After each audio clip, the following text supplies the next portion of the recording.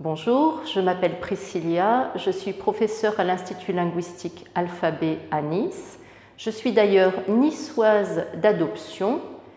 Niçoise, ça s'écrit comment? Ça s'écrit N-I-C-C-D-I-O-I-S-E.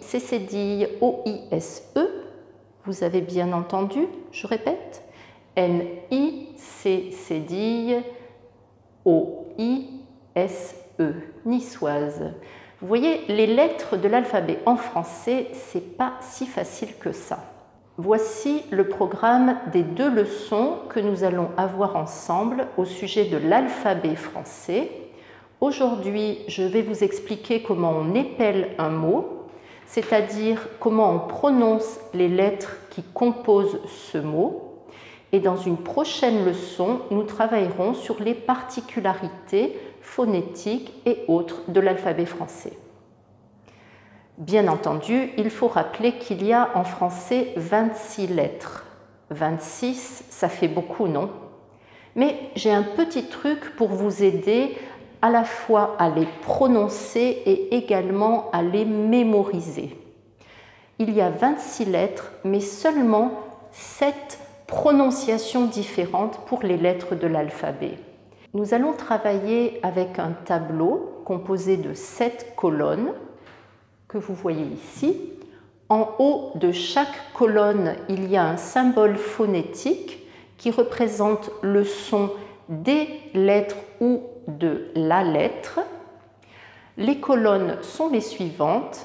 La colonne des lettres prononcées A, la colonne des lettres prononcées E, une seule lettre pour la colonne du E, la colonne des E, la colonne des lettres prononcées I, une seule lettre pour la colonne des O et la dernière, la colonne des lettres prononcées U. On y va? Voici l'alphabet français. Écoutez bien. A, B, C, D, E,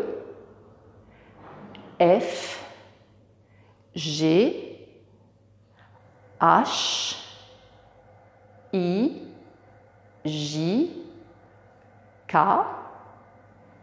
L, M, N, O, P, Q, R, S, T, U, V, W, X, Y, Z. Je reprends maintenant par ligne phonétique. Première colonne pour les lettres A, H, K. Deuxième pour le B, C, D, G, P, T, V et W. Le E est isolé dans sa colonne. Vous prononcez E comme 2, le numéro 2. La colonne des E pour les lettres F, L, M, N, R, S et Z. C'est le même son E, mais dans une position différente. La colonne des I pour les lettres I, J, X et Y. Le O isolé dans sa colonne et la dernière pour les lettres Q et U. Alors, attention quand même à certains problèmes de prononciation qui reviennent toujours parmi les étudiants. spécialement la phonétique du E qui n'est pas prononcé et également la confusion possible entre deux lettres, la lettre G comme Gérard et J comme joli. Le U et le Q, faites attention, ce n'est pas prononcé OU, c'est prononcé U. Pour prononcer le son OU, vous avez toujours deux lettres O plus U. Et puis bien sûr, la préférée des anglophones, des asiatiques, de beaucoup de nationalités, le R. Attention, c'est une lettre musclée en français, le R. J'ai visité Berlin, B-E-R-L-I-N. N'hésitez pas à exagérer. Autre problème, petit problème, quand vous épelez par exemple mon prénom, je m'appelle Priscilla. Ça s'écrit comment, Priscilla? Ça s'écrit P-R-I-S-C-I-2-L-A. Attention, en français, on ne dit pas LL ni double L, mais on dit 2L, 2P, 2S, 2T, etc. Pour finir, je vais vous expliquer comment dicter un email en français. Les Français, d'ailleurs, n'utilisent pas le mot email dans le contexte professionnel, mais ils disent le mot courriel pour courrier électronique.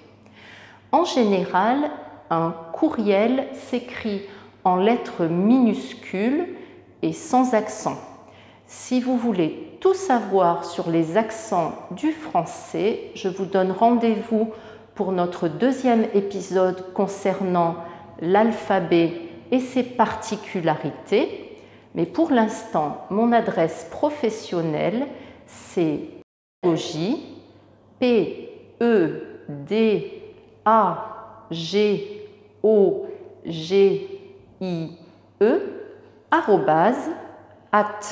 ce n'est pas français, alpha